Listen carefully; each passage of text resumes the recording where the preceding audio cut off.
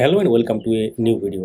Primary 2016 recruitment প্রসেসে যে 32,000 case অর্থাৎ 32,000 যে মামলা, সেটা এই মুহূর্তে কোন বেঞ্চে আছে, এই মুহূর্তে মামলার অবস্থাটা কী, তো সেটা আমরা সরাসরি মহামান্য হাইকোর্টের অফিসিয়াল সাইটে থেকে শো করবো এবং আগে যে অর্ডার দেওয়া হয়েছিল সেই অর্ডার কপি শো ব্যাপারটা হতে চলেছে। তো ইতিমধ্যে আপনারা যারা আমাদেরকে ফলো করেন, আপনারা জানেন যে মাননীয় বিচারপতি হরিশ ট্যান্ডন মহাশয় কিন্তু তিনি ওড়িশাতে চলে যাচ্ছেন ট্রান্সফার হয়ে, এবং ওড়িশার হাইকোর্টে তিনি কিন্তু প্রধান বিচারপতি হিসাবে নিযুক্ত হতে চলেছেন। তো এই মুহূর্তে যেহেতু 32,000 মামলাটা ওনার বেঞ্চে ছিল, তো আমরা এখন দেখে নেব পরবর্তী শুনানির ডেট কী আছে 32,000 মামলা এবং তার সাথে গুরুত্বপূর্ণ যে ডিটেলস সেগুলো। সঙ্গে থাকুন, দেখতে থাকুন। অবশ্যই চ্যানেলটিকে সাবস্ক্রাইব করে রাখুন, পাশের বেল আইকন প্রেস করে অল করতে হবে, তাহলে ইম্পর্টেন্ট যে আপডেটগুলো মিস করবেন না। যারা ফেসবুক থেকে দেখছেন আমাদের এই পেজটিকে ফলো করতে ভুলবেন না, ভিডিওটি লাইক করে রাখুন এবং দেখার পর শেয়ার করে দেবেন, এবং ডেসক্রিপশনে উল্লেখযোগ্য লিঙ্ক আছে সোশ্যাল মিডিয়ার, সেগুলো চেক আউট এবং জয়েন করে নেবেন। শুরু করা যাক। তো আমরা সরাসরি একদম চলে যাব অফিসিয়াল যে সাইট মহামান্য হাইকোর্টে, সেখানে এবং কেস ডিটেলটা আপনার সাথে শেয়ার করবো এবং প্রয়োজনীয় তথ্যগুলো আপনারা এখানে পাবেন। আমরা সরাসরি চলে এলাম মহামান্য হাইকোর্টের অফিসিয়াল সাইটে। দেখতে পাচ্ছেন কেস নাম্বার 873/2023, এবং সেক্ষেত্রে প্রথম যেটা ফার্স্ট হিয়ারিং ডেট 18 মে 2023, নেক্সট হিয়ারিং ডেট যেটা 10 মার্চ 2025, অর্থাৎ 10 মার্চ মানে বুঝতেই পারছেন আগামী পরশু দিন 10 মার্চ 2025 এখানে ডেট শো করছে, এবং সেটা এখনও পর্যন্ত এখানে শো করছে honourable justice Harish Tandon, honourable Justice Prasenjit Biswas. তো এক্ষেত্রে ডিভিশন বেঞ্চ যেটা আছে, এবং এটা সম্ভবত বেঞ্চটা পরিবর্তন হয়ে যাবে, এই বেঞ্চটা থাকবে না, কারণ এই মুহূর্তে আপনারা জানেন যে ওড়িশাতে অনারেবল জাস্টিস তিনি ট্রান্সফার হয়ে যাচ্ছেন, এবং সেটা আমরা দেখাবো পরিষ্কারভাবে যে ট্রান্সফারের যে ডকুমেন্টটা সেটা। তো সঙ্গে থাকুন এবং আমরা একটু দেখে নেব লাস্ট যেদিন অর্ডার দেওয়া হয়েছিল এই কেসটা, সেদিন কী বলা হয়েছিল। দেখতে পাচ্ছেন কম্পেলেশনের একটা ব্যাপার উঠে এসেছিল MAT 890 সাথে, এবং তার সাথে compilation judgement within 1 week from date, মানে একটা কম্পাইলেশনের ব্যাপার এখানে উঠে এসেছিলো, এবং সেরকম কিছু হয়নি, এবং ম্যাটারটা কিন্তু পরবর্তী দিনে রাখার একটা ব্যাপার উঠেছিল, এবং সেটার ডেটটা যদিও পেরিয়ে গেছে, এখন মার্চ মাস পড়ে গেছে, এবং আমরা দেখতে পাচ্ছি এখানে 10 মার্চ পরবর্তী শুনানির ডেট এখানে শো করছে। যদিও এটা সম্ভাব্য, এটা কিন্তু চেয়ে যেতেও পারে, বেঞ্চ পরিবর্তন হওয়ার অনেক কিছু হতে পারে। তাহলে কি বেঞ্চ যদি পরিবর্তন হয় তাহলে কি ভালো খবর আসবে না খারাপ খবর আসবে যারা চাকরি করছেন তাদের জন্য? আপনারা কি মনে করেন কমেন্টে এখনই লিখুন।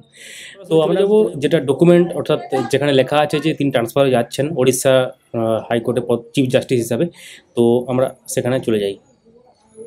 বুঝতে পারছেন যে স্টেটমেন্টটা, অর্থাৎ এখানে appointment of Mister justice Harish Tandon জাজ high court at Calcutta as chief justice of the high court of Odisha, অর্থাৎ যিনি মাননীয় বিচারপতি হরিশ ট্যান্ডন, যিনি জাজ ছিলেন কলকাতা হাইকোর্টের, তিনি চিফ জাস্টিস হিসাবে অ্যাপয়েন্টমেন্টের যে ব্যাপার সেটা কিন্তু এখন লক্ষ্য করা যাচ্ছে। তো একটা ভ্যাকেন্সি তৈরি হয়েছে, অর্থাৎ ওড়িশা হাইকোর্টে মাননীয় চিফ জাস্টিস তিনি রিটায়ার হয়েছেন বা রিটায়ারমেন্টের জন্য, এবং সেই জন্য যেটা ডেটটা এখানে দেওয়া আছে 19 জানুয়ারি 2025, সেই জন্য appointment to that office is required to be made, অর্থাৎ সেই পোস্টটার জন্য কিন্তু, অর্থাৎ অনারেবল চিফ জাস্টিস যে পোস্ট, সেই চিফ জাস্টিসের পোস্টের জন্যই কিন্তু অনারেবল জাস্টিস হরিশ ট্যান্ডন কিন্তু অ্যাপয়েন্টমেন্ট পেতে চলেছেন। তো এক্ষেত্রে পরিষ্কার উল্লেখ করা আছে, the collegium proposes to appoint Mr. Justice Harish Tandon, Judge, High Court at Calcutta, as the Chief Justice of the High Court of Odisha. তো chief justice, honourable chief justice হিসাবে তিনি কিন্তু প্রপোজ করা হয়েছে তাকে অ্যাপয়েন্টমেন্টের জন্য মিস্টার জাস্টিস হরিশ ট্যান্ডন মহাশয়কে। তো Mister justice Harish Tandon was appointed as জাজ of high court at Calcutta on 13 April 2010, 13 April honourable justice Harish Tandon তিনি অ্যাপয়েন্টেড হয়েছিলেন হাইকোর্টের জাজ হিসাবে কলকাতা হাইকোর্টে, এবং তারপর and has been functioning there since then. Mister justice Harish Tandon ranks at serial number 7 in the all India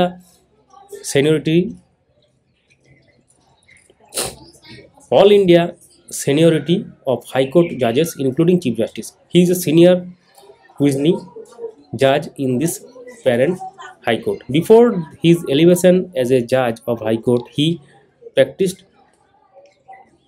as High Court at Kolkata civil matters.